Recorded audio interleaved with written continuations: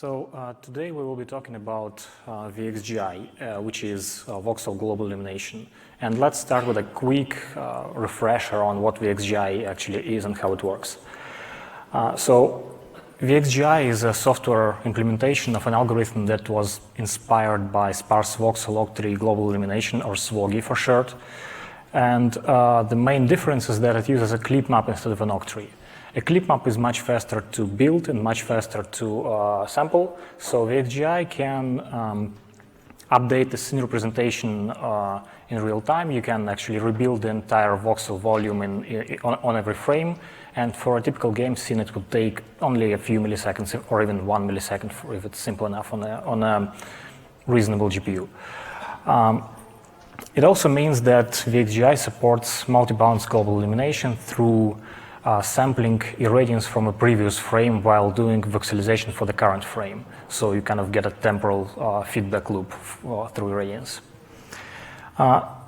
Now let's look at this a very simple example of how VXGI works with the famous Cornell Box Scene. So it's just a very simple box which has a light on top, which has a red wall on the left and green wall on the right and two spheres. So the first step would be voxelization. And there actually are two kinds of voxelization. The first one is opacity, which means we convert the mesh geometry into a set of voxels, and each voxel represents the average density of the geometry in its volume. It's just very simple opacity.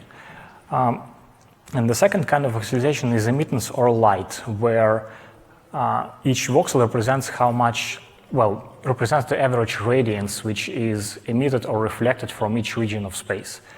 And doing voxelization for emittance is very similar to forward rendering. I mean, you render the geometry normally, but as you would do for forward rendering, you do all the shading in the pixel shader, determine the output color, but instead of writing that color into a 2D render target, you write it into a 3D volume additively. And that's most of the difference between the voxelization and forward shading.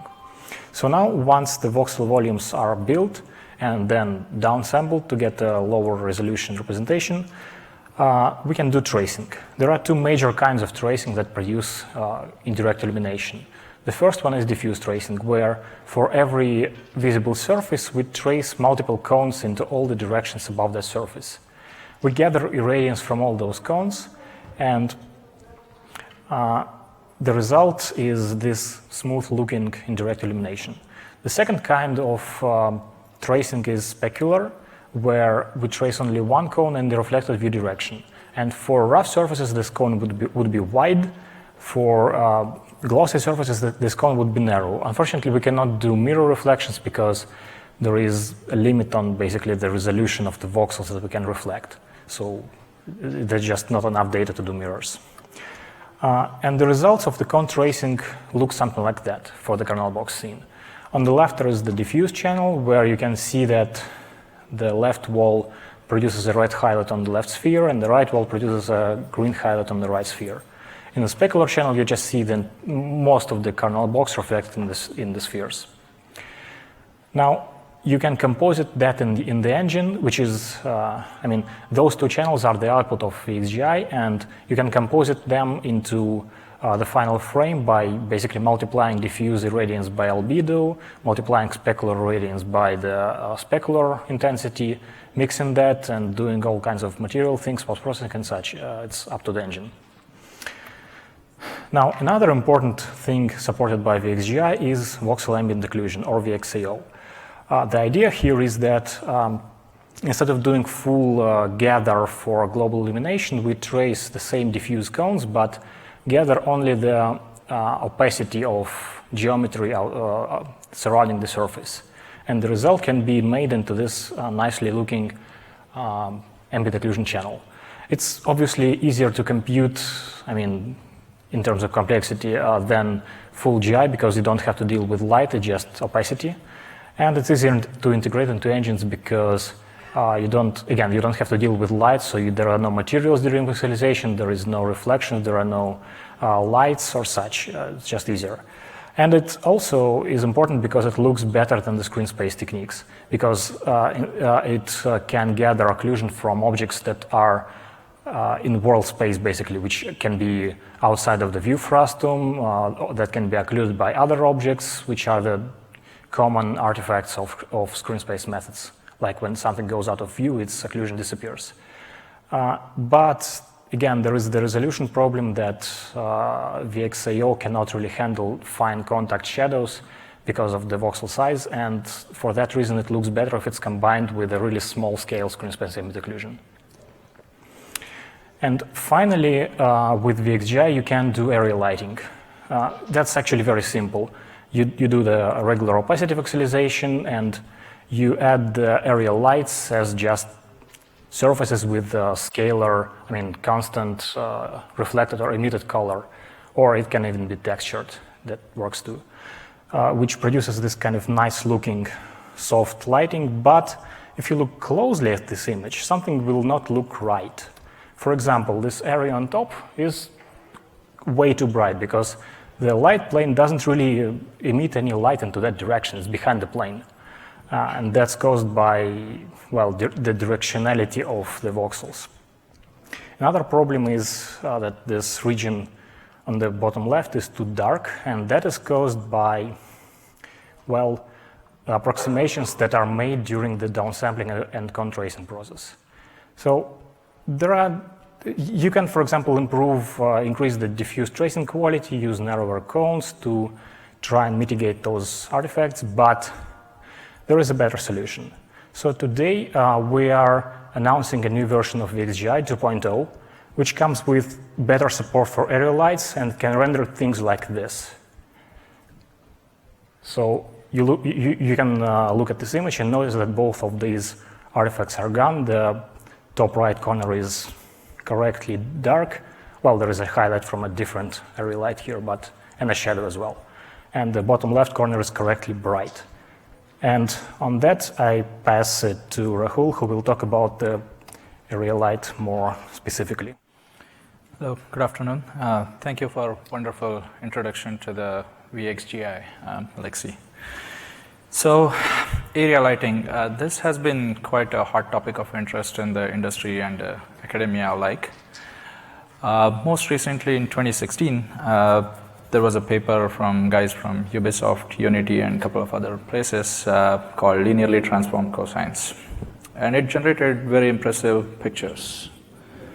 And they were able to calculate the irradiance for the area lights in order n complexity, where n is the number of edges of the area light. And it looks very impressive.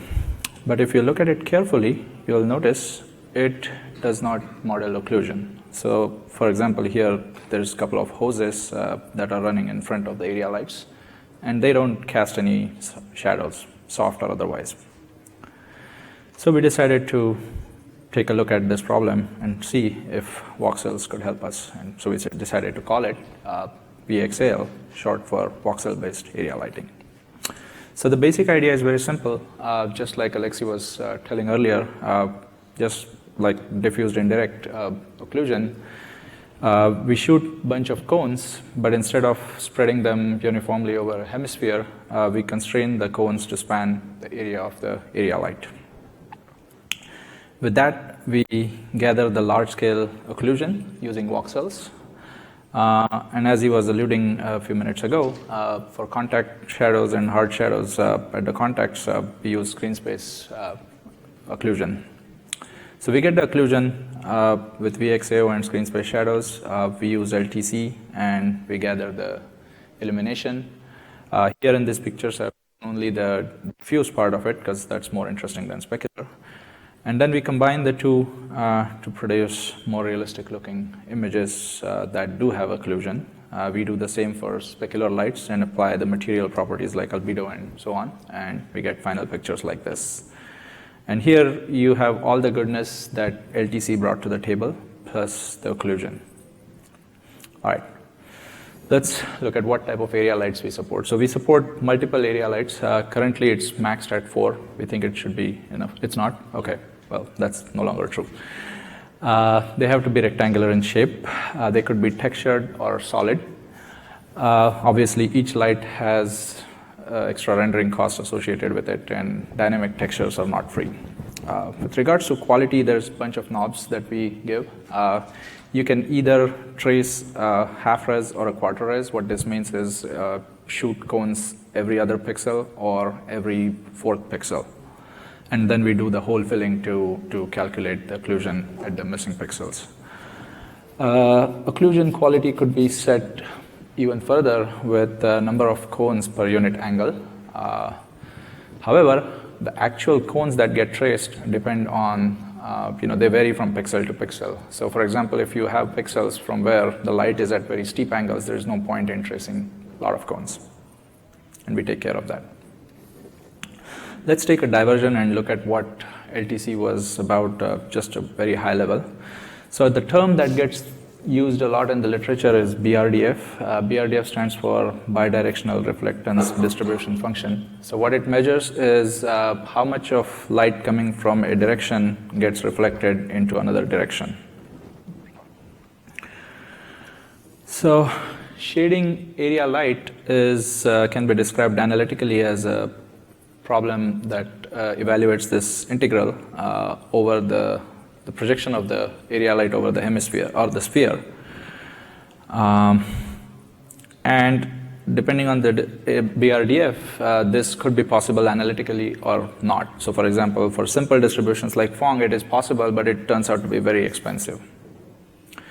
So one key observation that the authors of this paper had was these BRDFs and these integrals, they are invariant to linear transforms. What this means is if you take a distribution like on the left-hand side D1 and area light P1, calculating area light is evaluation of that integral. But if you apply a linear transform and generate another distribution D2 from that, and you apply the same transform to the area light and you evaluate the integral on the right, they turn out to be same. And that was very key in this approach. So what they did was they parameterized these linear transforms and stored them into textures.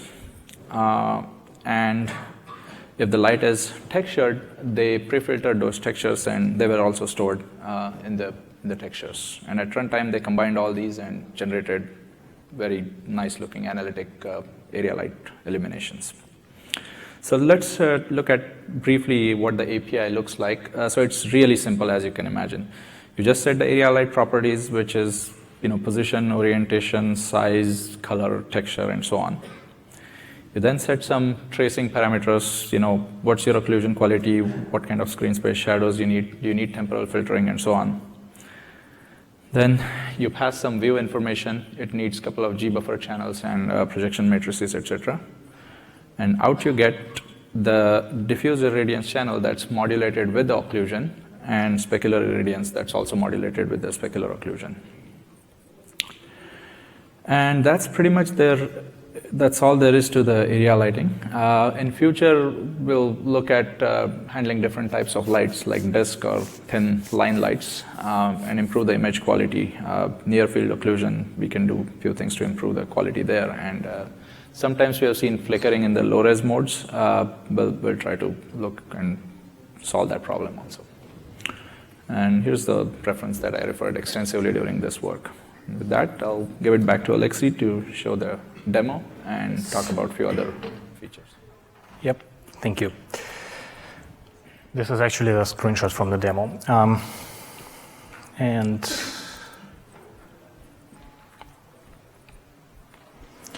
the demo is actually running right here on my laptop, which has a 970M. This is computed all in real time with VXAL in Unreal Engine 4. And as an illustration, we have this huge textured area light with some colorful abstract art. And you can see that there are some very colorful shadows on the floor. And if I come close to a wall, to this white reflector, you can see the shadow becoming very soft and rainbowy because the light is also colorful. And it reacts very well to motion, like when I move it, it's just dynamic shadow. You could do the same with VXGI, like I was saying, it looks like that. So it's similar, but not the same. You can notice that the shadow on the floor is more kind of focused. It's not the correct BRDF really. With the VXAL, it's much more correct. And also with VXGI, with regular VXGI voxelization, you don't get those nice, soft, colorful shadows. They are similar, but not quite the same, right? Again, VXAL, like Rahul was saying, supports multiple area lights at the same time. They can have different settings, actually, like different occlusion quality and whatnot. Another interesting demonstration would be if I stand somewhere next to this other white wall. You can see two shadows of this guy on the reflector, and those are coming from the two area lights standing right there.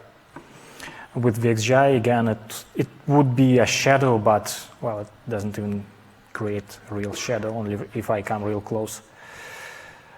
So it's just much more accurate, much more directional, and believable. It also does dynamic real lights, so I can just switch the scene to this moving softbox instead of that large thing. And you can see that the shadows are all dynamic and they react to the light position. The light also creates this nice soft cutoff where it should. Again, unlike regular VXGI voxelization, which will give you something like this. It's, again, if the light would be static, it would be kind of believable, but not if it's moving. And also for, well, depending on settings, VXAL is faster because it can be faster, it can be slower, because it doesn't require light voxelization and light processing at all. So yeah, that's about it for the demo. And, oh, come on.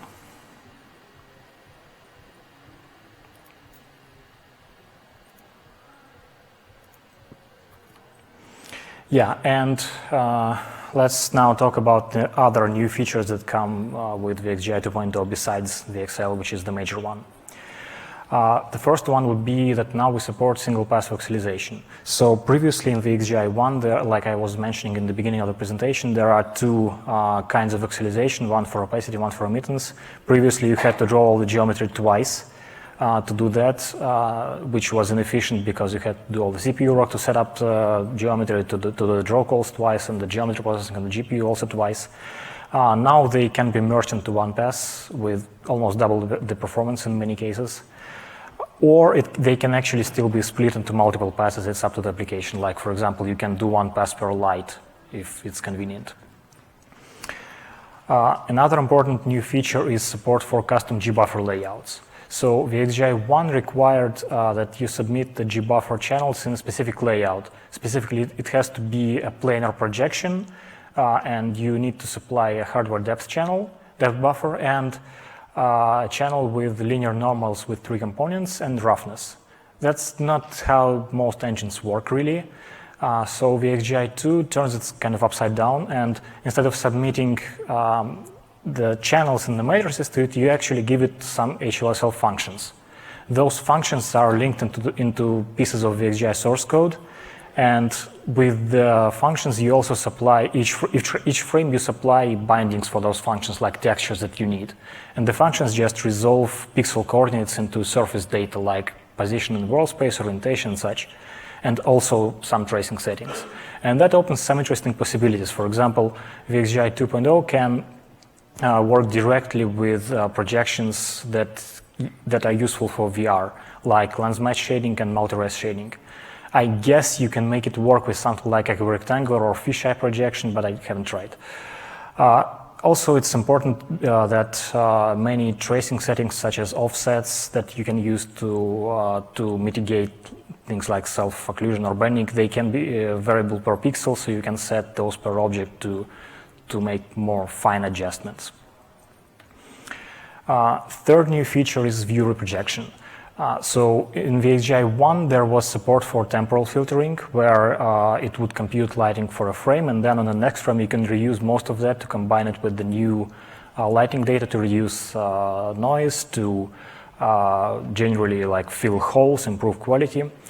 VXGI2 adds to that support for view reprojection. So like you compute diffuse or specular radiance for one eye or one view, and then reuse most of that for the other view, and then just fill the holes. In some cases, it provides some really nice performance improvements, mostly for specular tracing because it's more expensive than diffuse.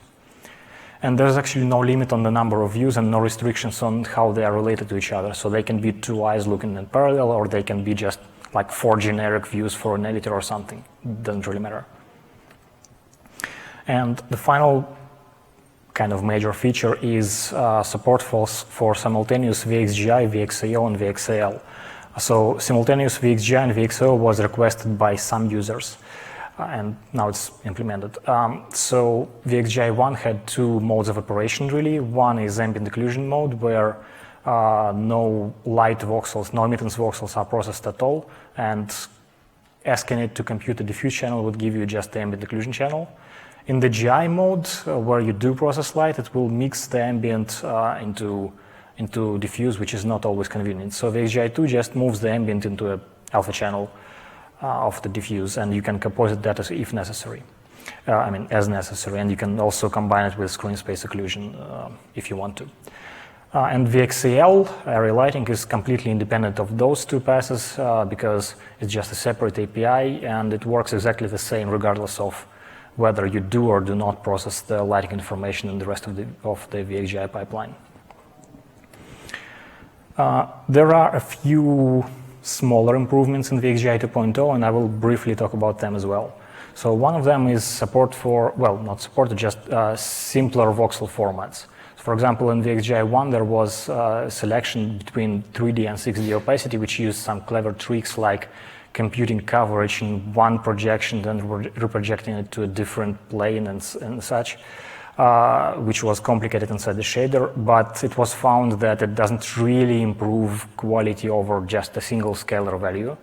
So that's gone. And now opacity is scalar, and it can also be fractional, and that's beneficial because, well, I will talk about it a little bit later on the next slide.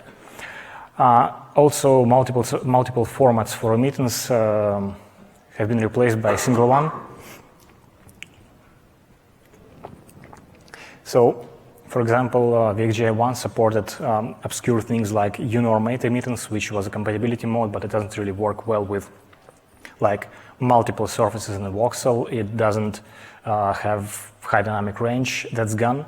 And float 32 is also gone in favor of just a single float 16, which just works for all cases. And although not all GPUs can do light accumulation in float 16 directly, it still works on those which do not, because there is a compatibility mode that uses an intermediate texture. Basically, it works well. It works ideally on Maxwell Plus GPUs. I mentioned that opacity can now be fractional, and that's a feature of the new voxelization material system. So now you can supply certain parameters to the voxelization pixel shader part directly. For example, you can set opacity to be fractional, to be different per pixel or per object. So on this picture on the right, you can see the opacity of this plant object being changed from a low value to high value, which affects the occlusion that this plant specifically casts. But the rest of the occlusion is unchanged, which is a nice feature to tweak the look of the game. Also, the materials became simpler on the CPU side. There are fewer controls available because those which were available were kind of obscure and not really useful. Most of them are just gone now. Tracing controls have also become simpler. So instead of not very practical parameters like number of cones, cone angle, normal grouping factor, and whatnot, there is now a general tracing quality, softness of the result, sampling rate, and such. And the idea being that you would adjust the quality and softness parameters and some others to get the acceptable look, and then use the temporal filtering settings and sampling rate to get a balance between noise and trailing artifacts for performance, of course. There are even more even more minor features, such as there was a screen space ambient occlusion pass that you could trigger in the diffuse tracing. It's now separate, so you can composite it separately. There is support for preview translation or translated view projection matrices, which is useful to improve accuracy of all the view transforms for views with high translation values. The upscaling filters and temporal filters have been improved. Like there is less blockiness now. The temporal filter is better. It has like less trailing and all the things. Voxel volumes, the clip map can now be non-cubic, so you can set it to be long or flat to fit the wall or to fit the environment better and not waste high-resolution voxels on some empty space. Light leaking has been reduced because, well, there was an interesting tweak in the tracing shader that kind of reduced result banding by effectively adding light leaking, which made the result less contrast, so the banding was not as noticeable, but there was more light leaking. So that has been removed, or actually it has been replaced with a switch that you can use to get either the old smoother look or the new more contrast and more correct look. And finally, there is finer control over extensions. So VXGI uses a bunch of extensions through NVAPI, such as support for like float 16 atomics that you can find in Maxwell and newer GPUs. You can toggle those features now specifically if you need, like if you want to use a graphics debugger that doesn't support them, for example, but you can still use some of the other features. And finally, NVRHI, which is the rendering backend for VXGI that you can implement in your engine. It has the default implementation that ships with the library. It has been improved for performance, and we're actually working on a newer version which is supposed to be even faster, but it's not quite ready yet. So to summarize, today we are again announcing VXGI 2.0. Now it comes with the new voxel ambient occlusion feature, voxel area lighting feature, VXAL, that does high quality area lighting with nice and soft shadows. It has lots of smaller new features such as view reprojection or custom G-buffer formats or single pass voxelization. And generally it has better performance than VXGI 1. Some passes became faster, some passes not so much, but still overall is faster. We're still making some final improvements and tweaks and fixes, but it should be available sometime in the middle or late April, and we will be releasing it in form of the SDK package on the NVIDIA developer website and also as the integration into Unreal Engine 4. So that's it, and thank you for listening. If you have any questions, please use the microphone.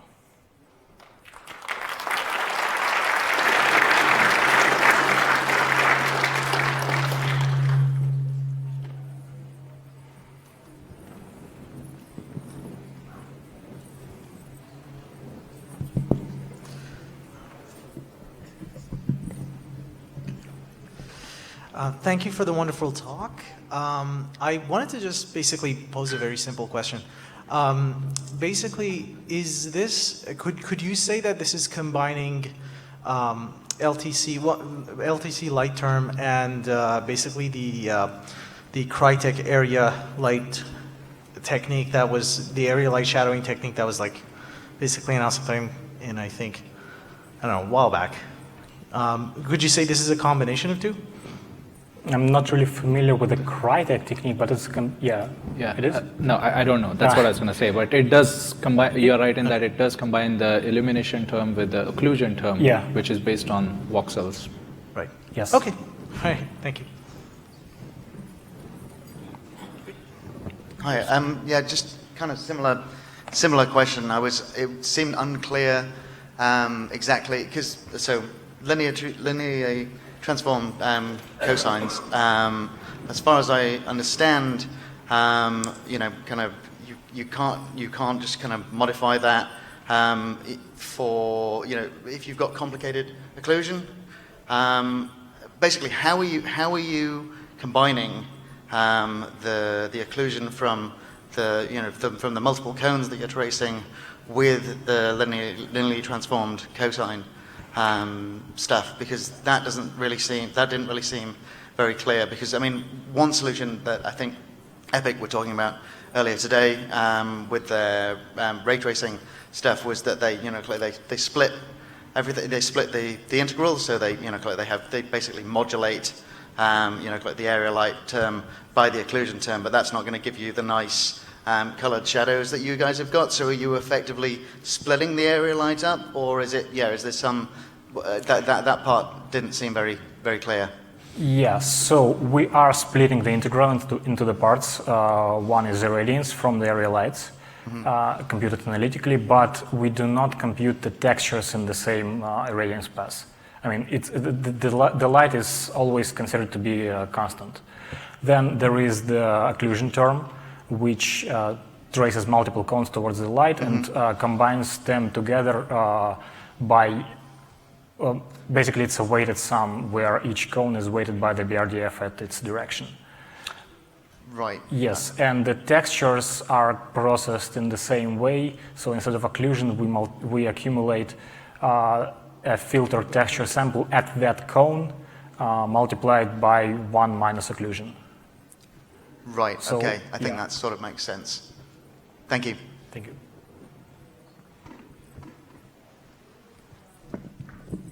Thank you for the talk. I have a couple performance questions. One of them is just what is the, so you were giving the demo on the laptop there in Unreal, what is the just base performance overhead for enabling these features, but perhaps more importantly, what is the overhead if you're constantly changing the contents of the scene, like the shape of the room, the types of objects, and needing to perform some revoxelization? Right. So actually the current integration into Unreal does not keep voxels between the frames, so it's updated on every frame. Okay. And it was included in the demo. Voxelization of scene like that would be less than a millisecond on a moderately high-end GPU. The tracing part heavily depends on the settings and on the view. So like Rahul mentioned, we have actually variable number of cones. So for example, if you have a large area light, like for example this screen, and you have a high quality setting for it, and you look at the floor right below it, you will get a lot of cones, and that will be slower. But overall, something smaller at some worse quality setting would, I guess, be like 1 or 2 milliseconds for tracing. Okay. All right. Thank you. So this was running on, like I said, on a 970M at about 25 FPS next to the large area light. Okay. And is that mostly dependent on like that size, or you know, as opposed to having just multiple? It doesn't matter how many of them. It's just about how much space they take up, effectively. It mostly matters how much space does the light's projection onto the hemisphere take, like angular size. Okay. Thank you.